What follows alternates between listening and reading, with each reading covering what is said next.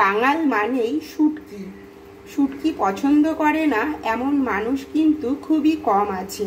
সেই রকমই আজকে আমি বানাবো লইট্টা শুটকি ভর্তা। Hello everyone, welcome my channel. শুরু করছি নতুন একটি ভিডিও। সবাই শেষ পর্যন্ত ভিডিওটি দেখো, আশা করি খুবই ভালো লাগবে। শুটকি মাছের এই ভর্তাটা বানাবো, সেই জন্য প্রথমেই আমি শুটকি মাছগুলোকে ভালো করে পরিষ্কার করে কেটে নিয়েছি ছোট ছোট পিস করে।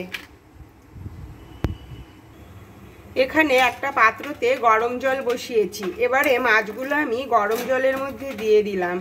এবার এইভাবে কিছুক্ষণের জন্য ঢাকা চাপা দিয়ে রেখে দেব, যাতে মাছগুলো ভিজে নরম হয়ে যায়। কিছু সময় গরম জলে ভিজিয়ে রাখার পর মাছগুলোকে আমি গরম জল থেকে তুলে নিয়ে ভালো করে একটু পরিষ্কার করে ধুয়ে নেব। এই যে মাছগুলো কিন্তু প্রায় নরম হয়ে গেছে, আমি একটা পাত্রর মধ্যে তুলে নিচ্ছি। মাছগুলো গরম জল থেকে তুলে ভালো করে পরিষ্কার করে নিয়েছি। এবার এই দিকে নিয়ে নিয়েছি বেশ খানিকটা পরিমাণে রসুন। রসুনের পরিমাণটা একটু বেশি হলে শুটকি মাছের যে একটা গন্ধ থাকে সেই গন্ধটা চলে যায়। আর বেশ কিছুটা পেঁয়াজ কুচি, এখানে নিয়েছি 4টে কাঁচা লঙ্কা আর 2টো শুকনো লঙ্কা। ঝালটা সবার পছন্দ অনুযায়ী। শুটকি মাছ একটু ঝাল ঝাল হতে খেতে কিন্তু দারুণ লাগে। এইদিকে কড়াইটা ভালো করে গরম করে কড়াইয়ে আমি তেল দিয়ে দিলাম। এই তেলে প্রথমে লঙ্কা দুটোকে ভেজে নেব, এর সাথে কাঁচা লঙ্কাগুলোও ভেজে নেব।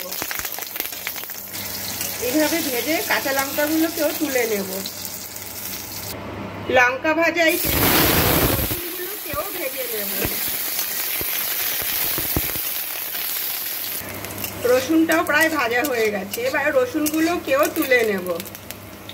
এবার কড়াইতে যেটুকু তেল আছে তার মধ্যে দিয়ে দিচ্ছি কুচিয়ে রাখা পেঁয়াজটা। পেঁয়াজটাকেও হালকা লাল লাল করে ভেজে নেব। এখানে আরেকটুখানি তেল দিলে ভালো হয়, সেই জন্য আরেকটু সামান্য তেল দিয়ে দিলাম। দিয়ে একটু বেরেস্তা টাইপের ভেজে নেব। এইরকম ভাবে ভাজা করার পর এবার পেঁয়াজটাকেও আমি তুলে নেব। এবার ভেজে রাখা সব রকম আইটেমগুলোকে আমি একটা মিক্সির জারের মধ্যে দিয়ে দিলাম। পেঁয়াজ, রসুন, লঙ্কা। এবার এর সঙ্গেই দিয়ে দেব যে সেদ্ধ করা শুটকি মাছগুলো ছিল, সেই শুটকি মাছগুলোকে একসঙ্গেই মিক্সির জারের মধ্যে দিয়ে দিচ্ছি।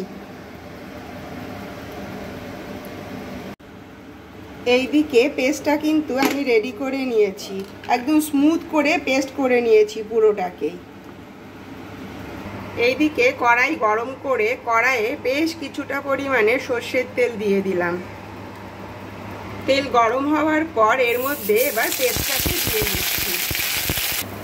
পেস্টটাকে আমি কিন্তু তেলের মধ্যে দিয়ে দিয়েছি। এবার দিয়ে দেব স্বাদ অনুযায়ী নুন, সামান্য একটু হলুদ দিয়ে ভালো করে তেলের সঙ্গে নাড়াচাড়া করে মিশিয়ে নেব। ভালো করে নাড়তে থাকবো।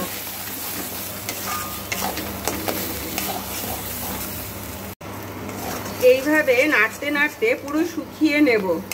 শুকিয়ে নিয়ে তারপরে কিন্তু আমি এটাকে নামিয়ে নেব। এভাবে শুকনো প্রায় হয়েই গেছে,